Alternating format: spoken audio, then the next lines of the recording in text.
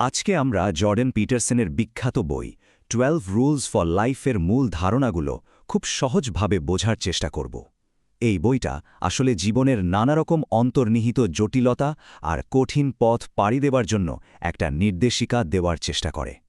বইটার একদম শুরুতেই একটা দারুণ ব্যাপার আছে। জীবনকে এখানে দুটো মৌলিক অবস্থার মধ্যে একটা দোদুল্যমান অবস্থা হিসাবে দেখা হয়েছে। একদিকে আছে বিশৃঙ্খলা বা কেয়স, আর অন্যদিকে আছে শৃঙ্খলা বা অর্ডার। আর দেখুন, ব্যাপারটা কিন্তু খুবই ইন্টারেস্টিং। এই দুটোকে একে অপরের বিপরীত হিসেবে দেখানো হলেও বলা হচ্ছে এরা আসলে পরস্পরের উপর নির্ভরশীল। মানে জ্ঞান অর্জনের আসল পথটাই হল এই দুয়ের মাঝখান দিয়ে ভারসাম্য রেখে চলা। তো এই পুরো ব্যাপারটা ভালোভাবে বুঝতে হলে আমরা কয়েকটা ধাপে এগোব। যেমন মূল টানাপোড়েনটা কি, তারপর দেখব নিজেকে দিয়ে কিভাবে শুরু করতে হয়, এরপর সামাজিক জগৎ, একটা অর্থপূর্ণ পথের খোঁজ, আর সবশেষে অস্তিত্বের মধ্যে প্রশান্তি খুঁজে নেওয়া। আর হ্যাঁ, মূল শিক্ষণীয় বিষয়গুলো তো থাকছেই। তো চলুন শুরু করা যাক একদম ভিত্তি থেকে, মানে ব্যক্তি নিজেকে দিয়ে। আচ্ছা, তাহলে আমাদের প্রথম পর্বে আসা যাক। এখানকার মূল ফোকাসটা হল বাইরের দুনিয়ার সাথে বোঝাপড়ার আগে নিজের ভেতরের ভিত্তিটাকে মজবুত করে তোলা।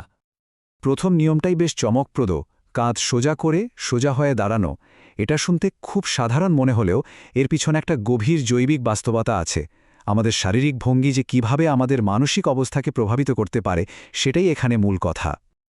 এই নিয়মটার একেবারে কেন্দ্রে আছে ডমিন্যান্স হায়ারার্কি বা ক্ষমতার শ্রেণীবিন্যাসের ধারণাটা। ভাবা হয় এটা নাকি প্রকৃতির একটা অনেক পুরনো নিয়ম, যা ঠিক করে দেয় কে শক্তিশালী আর কে দুর্বল। আর মজার ব্যাপার হলো, আমাদের মস্তিষ্ক নাকি সারাক্ষণই এই সামাজিক শ্রেণীবিন্যাসে নিজের অবস্থানটা খুঁজে বেড়ায়। বলা হচ্ছে যখন কেউ এই শ্রেণীবিন্যাসের উপরের দিকে থাকে, তখন তার মস্তিষ্ক থেকে আলফা আচরণের জন্য প্রয়োজনীয় হরমোন বের হয়, আর যখন কেউ নিজেকে নিচের দিকে ভাবে, তখন তার আচরণও বিটা ধরনের হয়ে যায়। তাই শুধু আত্মবিশ্বাসের সাথে সোজা হয়ে দাঁড়ালেই নাকি মস্তিষ্ককে একটা ইতিবাচক সংকেত পাঠানো সম্ভব, আর এটাই উপরে ওঠার প্রথম ধাপ।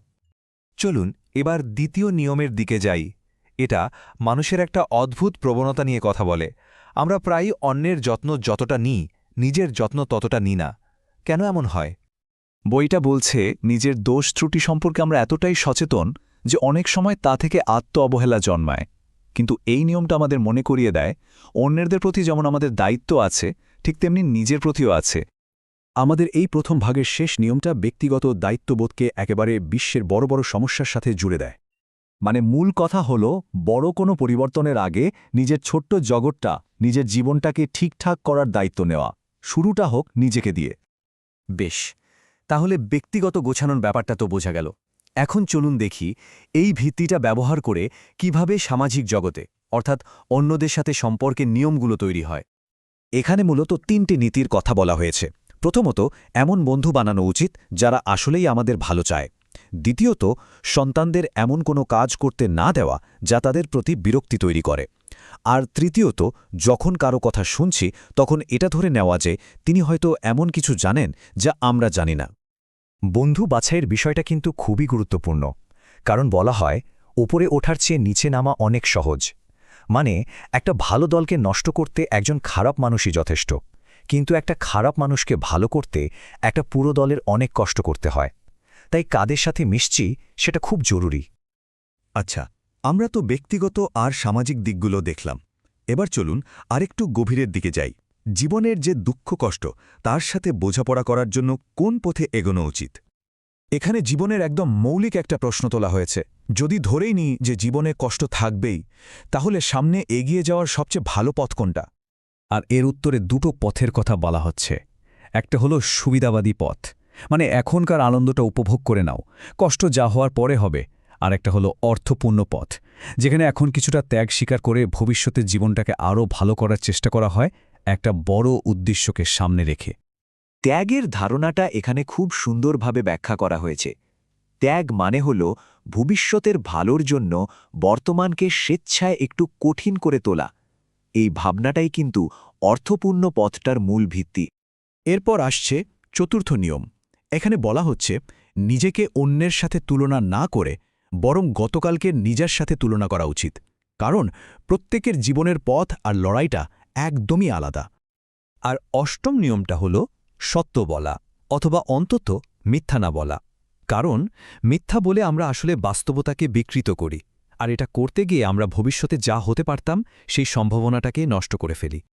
তো এই যে এত সব ব্যক্তিগত, সামাজিক আর অস্তিত্বের কঠিন চ্যালেঞ্জ, এগুলো পার করার পর শেষ নিয়মটা আমাদের খুব সহজ আর সুন্দর একটা পরামর্শ দেয়।